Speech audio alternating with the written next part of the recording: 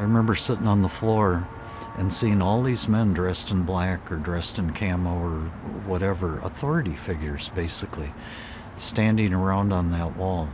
And they asked me what was at risk, and it was just clear as a bell to me right off the bat, is that my entire life I had felt like a fraud with very little substance, and these men could see that clearly.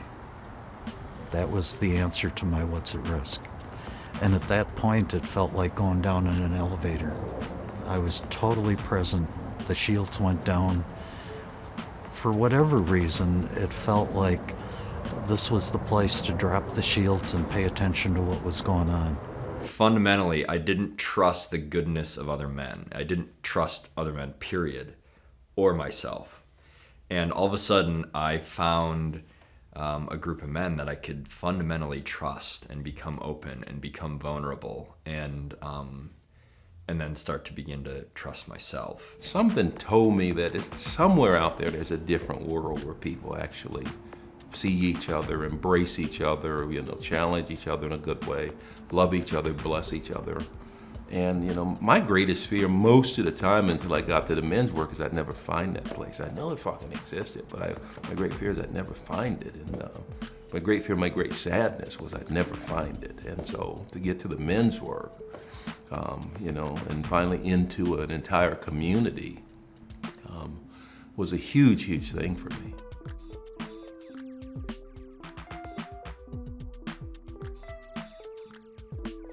The biggest challenge is you have a culture who either doesn't believe or doesn't want to believe that men should need support and should need to be served and helped in some way.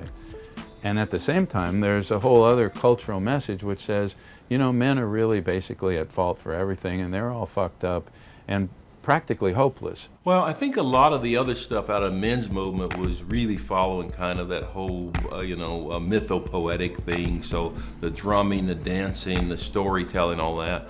I think the place where ManKind Project kind of elevated that whole game is we can bring men together in that kind of energy.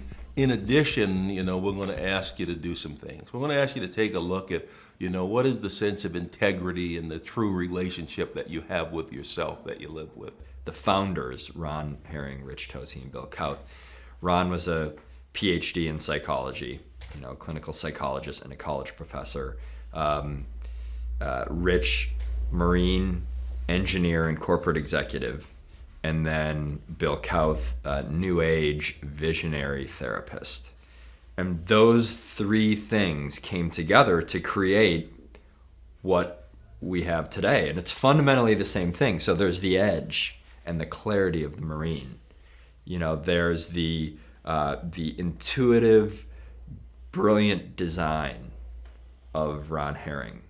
Just these processes that are like, whoa, and how they all fit together. And then there's just this grand kind of vision and the almost crazy big thinking of Bill Kaut. I think the initiation piece, the additional layer it's going to put in there, is about asking you to move through the deepest levels of your own socialization that keeps you isolated and apart from me as a man. See, I don't have that expectation from you in a training. You don't have to give that up. And an initiation is a place where I'm going to at least ask you to consider giving that up for a while and see, are you willing to experience me without all of those barriers and all of the distance, the emotional, the spiritual, the physical, the cognitive distance all of your socialization creates for you.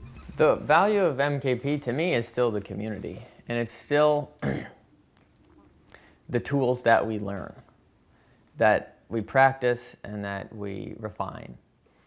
And that there's a space to practice them, there's a space to sort of live out the emotional life that we can't live out elsewhere, and create a different culture around what it is to be a man. We're going to help men find their purpose so they can serve something.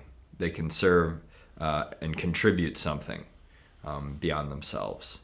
And we're going to give them the tools to help them get out of their own way and deal with the issues that block them from getting that. What's your life going to be about here? It's got to be about something. You're just going to work for 30 years and get your, go watch, from working in the coal mine for 30 years. Was that what you want? So what's the mark? Where are you going to make a difference here? What are you going to, even if the difference is in your family or just your neighborhood or your particular part of town or the entire world, where are you going to make a difference here?